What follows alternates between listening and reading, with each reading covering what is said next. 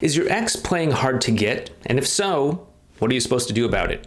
That's what we're going to be talking about in this video. But first, my name is Clay with modernlove.life. Okay, so your ex, are they playing hard to get? Are they just giving you mixed messages? Are they testing you in some sort of way?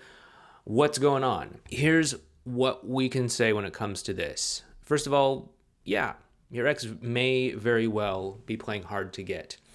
For better or worse, there is a lot of advice out there when it comes to dating and relationships, not just this whole saving your relationship business about no contact and all that, you guys are probably hearing from all sorts of other channels. But the whole world of dating and relationship advice is in many ways based on giving a lot of people the recommendation that they need to play hard to get. They can't seem too available. They can't seem too interested or too desperate. Whoever cares the least controls the relationship. Stuff like that. And that is the kind of advice that a lot of people are getting, whether it's women with all the magazines and things that they pick up from friends and on social media and from other dating and relationship people out there and stuff like that, or whether it's men who over the past 10 15 years or so have started to get some better relationship and dating advice than they had prior, which was basically nothing, thanks to the rise of the men's dating movement with things like pickup artist stuff, things like that. But there is a lot of advice out there that says, hey, you can't seem like you're too interested. You can't seem like you're always there. You can't seem like you're too available. You have to seem a little bit aloof. We all want what we can't get. Whoever cares the least controls the relationship. And if your ex is interested in you, they might potentially be buying into this sort of advice. They could be doing this either because they, genuinely are interested in you and they're actively going out of their way to find this advice somewhere, or it could just be something that they've just somehow picked up somewhere along the way. And they're not even aware that they're doing it. Like I remember back when I was single and dating, I would unintentionally, after I had some sort of great interaction with a woman, I'd just end up waiting like 2 or 3 days before I contacted her afterwards. And somehow, somewhere along the way, I got this idea that, hey, you need to wait 2 to 3 days after you have like a date or something like that with a woman to contact her. Otherwise, she's going to think you're too needy. I wasn't even consciously thinking this. It was just something that I was doing because somewhere along the way I picked it up. I don't know, probably heard it in high school from someone or on a movie or some TV show. I don't know. But that was kind of where I was coming from. And so whether it's intentional or unintentional, your ex might be playing hard to get or doing something like that with you. But how do you know if they are? Well, okay, we need to look at this in a certain context. If they are playing hard to get with you, there should be kind of a mix of positive, solid connections or interactions that really bring the two of you close together, followed by sharp pullbacks, okay? Where it's, kind of like what I just described. You have this great date, this great meetup, this great interaction, this great phone call, this great whatever, and it feels like everything's falling into place and going really well, but then suddenly you get thrown this curveball and suddenly they don't respond to you, or they seem a little bit distant or something like that. That could be a sign that they're, playing hard to get. It could also potentially be a sign that they might just be genuinely confused. I've talked about this before when it comes to the 5 stages that your ex goes through in the journey of getting back together with you. There is this phase called riding the dragon, which again, you can find info on right up there on our playlist on the 5 stages your ex goes through. But there is this whole stage called riding the dragon where you are likely to get a lot of hot and cold behavior because your ex is genuinely confused about whether they want to get closer to you or whether they want to create more space. There's these like 2 battling forces within them that say, okay, great, we have this strong connection, but oh no, there's also all of these reasons why we broke up in the first place, and all these reasons why we might not work out. And so there's this kind of tug of war that happens at this stage where they're genuinely confused. Now, this isn't to say that they're playing hard to get. They could just be genuinely confused, and their emotions could be flip-flopping from one moment to the next, and that's not necessarily even playing hard to get. And then, of course, there's also the possibility that maybe they aren't having these high quality connections with you, but you're just getting a lot of distance and space. Okay. If that's the case, if you're not having high quality connections, I would be hard pressed to say that they're playing hard to get, and more inclined to say that they are, at least currently with whatever you're doing, not interested. Again, that doesn't mean that it's always going to be that way, but it's just whatever you're doing right now is not working at getting them interested. We have these three possibilities. One, they're following some sort of dating advice that says, hey, you need to play hard to get. Two, they're genuinely confused. They're riding the dragon. Or three, they are just not interested in you.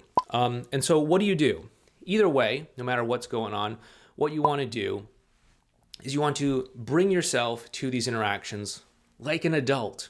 Okay? Again, I know that there's a lot of information out there available to you as well. Maybe on some other places on YouTube. Hopefully not from me. I'm not giving you advice to play mind games or anything like that, but hopefully nobody is misinterpreting what I'm saying as play mind games. We don't want to have this race to the bottom.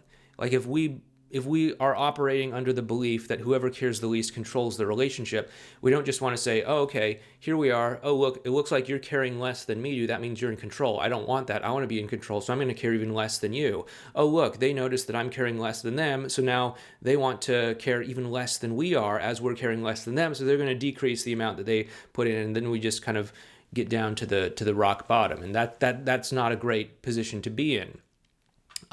So I don't think that you should respond to all of this by playing mind games. I don't think that you should respond to all of this by, playing hard to get yourself either.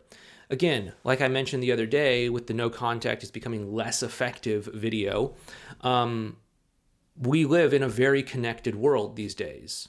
10 years ago, 15, 20 years ago, or obviously longer than that ago, it wasn't necessarily that way. We didn't have access to all of this information at our fingertips. If you were playing hard to get, someone might be like, oh, like what's going on? Is she losing interest? Is he losing interest? But now we have so much information available to us. If you do something like no contact, passive no contact, it's not necessarily going to be as effective as it was a long time ago because people know that it exists. People know that it is a thing that people do during a breakup. And so if you go into passive no contact, it's not going to have the same effect as maybe it did back when I first did it back in 2003.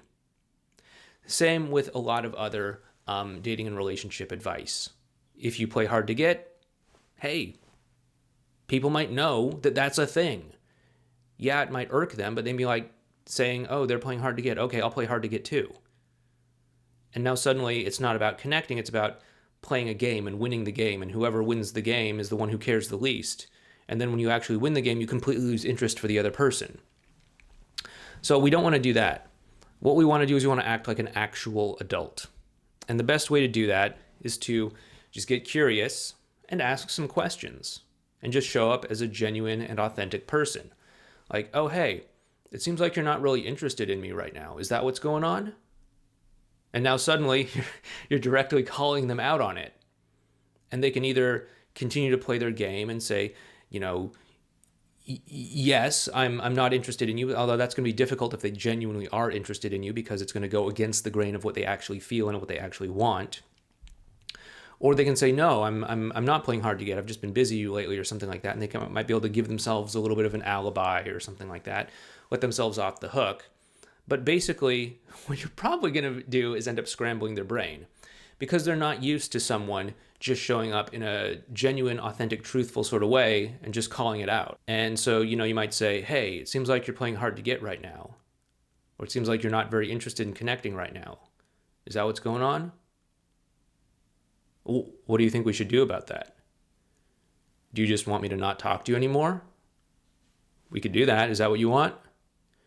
And basically, you're not like accusing them of anything. You're not trying to make them wrong or anything like that. You're just being genuinely curious, turning it around and giving it back to them so that they can check in with themselves if they need to.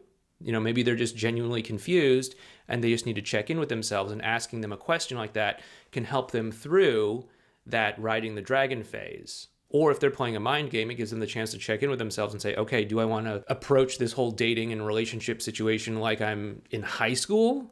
Or do I want to actually do it like I'm a grown-ass adult? And if they're just genuinely not interested, hey, they can tell you that, and then, okay, cool, you can take things from there.